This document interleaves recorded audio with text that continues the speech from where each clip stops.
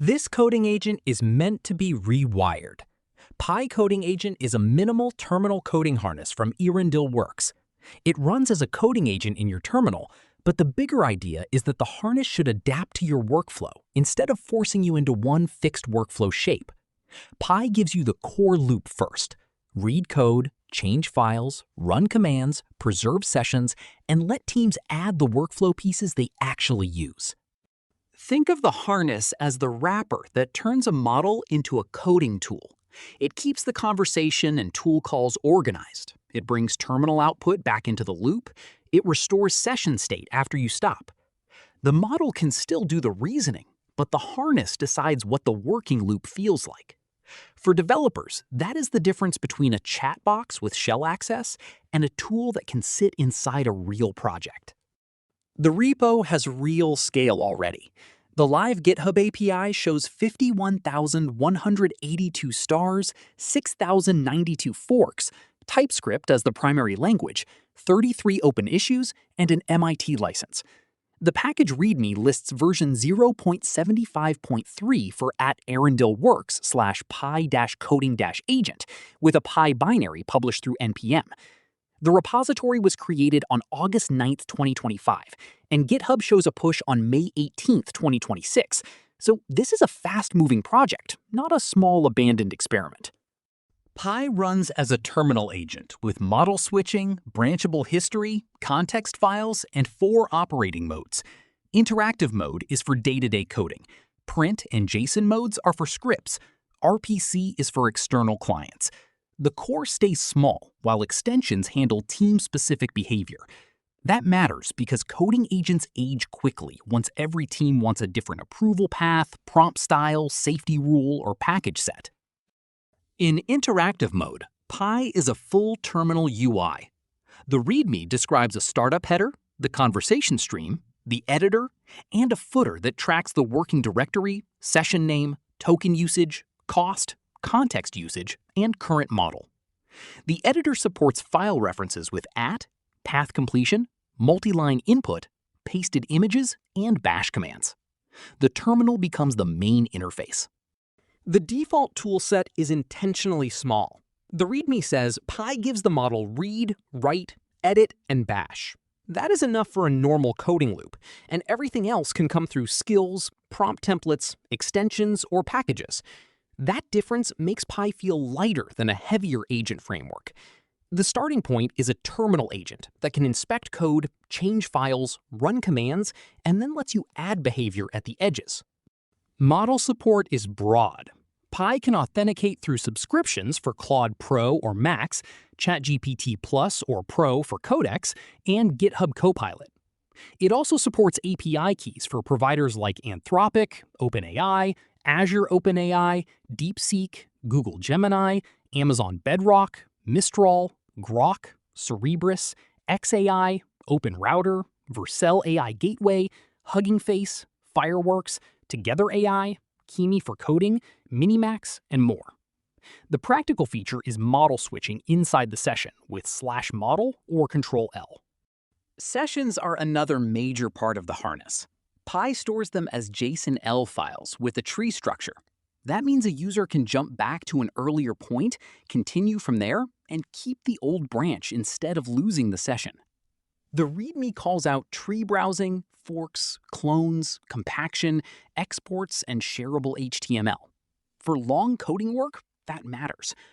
Coding agent sessions often branch. Sometimes you need to compare paths and recover. Okay, so the context system is built for people who already care about prompt control. Pi loads agents.md or claude.md from global, parent, and current directories. A project can replace the default system prompt with system.md or append to it with another file. Compaction can summarize older messages when the context gets crowded, and extensions can replace that compaction behavior. This is Pi treating context as an engineering surface instead of a hidden internal detail. Extensions are where Pi becomes more than a terminal app. They are TypeScript modules that can add custom tools, commands, keyboard shortcuts, event handlers, user interface pieces, and provider integrations. The examples go far enough to include subagents, plan mode, permission gates, protected paths, SSH execution, sandboxing, status bars, and custom editors.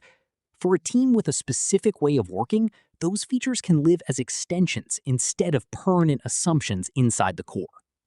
Pi packages bundle extensions, skills, prompt templates, and themes. They can be installed from npm, Git, HTTPS, or SSH sources, and they can be installed globally or project locally. That is a very specific bet about agent tooling. Instead of every team maintaining a private fork of the coding agent, teams can share workflow pieces as packages. It also creates a security issue that the README states plainly. Packages run with full system access, so source review matters. The opinionated part of Pi is what it refuses to make universal. The README says no built-in MCP, no built-in subagents, no permission pop-ups, no plan mode, no built-in to-dos, and no background bash. That can sound strange until you read the rationale. Pi treats those ideas as workflow choices. They can live in extensions, packages, containers, tmucks, project files, or whatever fits the team.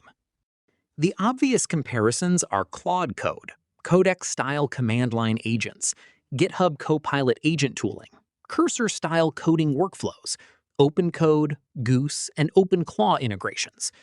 Pi stands apart by being less of a single finished workflow and more of a programmable harness. Claude Code may feel more polished out of the box. Codex has the OpenAI gravity behind it. Cursor owns the editor experience. Pi's case is that a terminal agent should be shaped by the developer or team using it. The programmatic modes are a big part of why Pi matters beyond personal terminal use. Interactive mode is the full terminal experience. Print and JSON modes make it scriptable.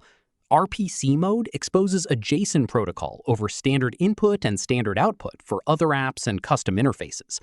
The SDK lets Node apps create agent sessions directly. That turns Pi from a standalone coding agent into a component you can embed in your own developer tooling. The repo also pushes for sharing open-source coding agent sessions. The argument is that public session data can improve models, prompts, tools, and evaluations because it captures real development work instead of toy tasks. The README points to PyShare HF for publishing sessions to Hugging Face. The second-order effect matters.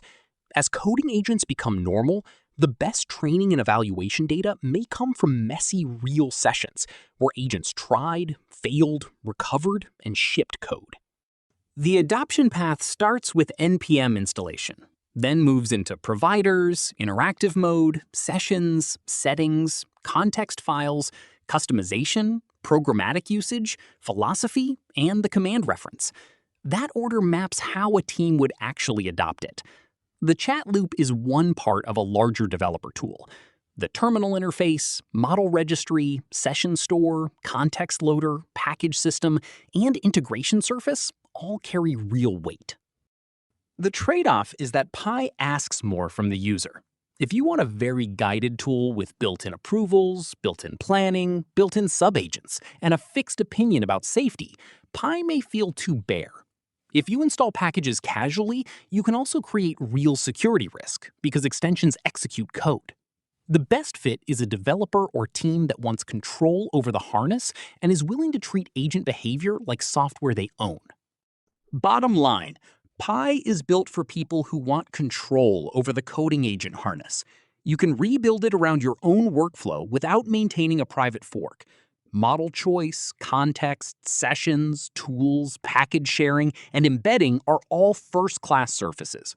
If your team has already outgrown one-size-fits-all agent behavior, Pi is one of the more serious open-source projects to study. For more GitHub repo deep dive videos, subscribe to Build Things with AI.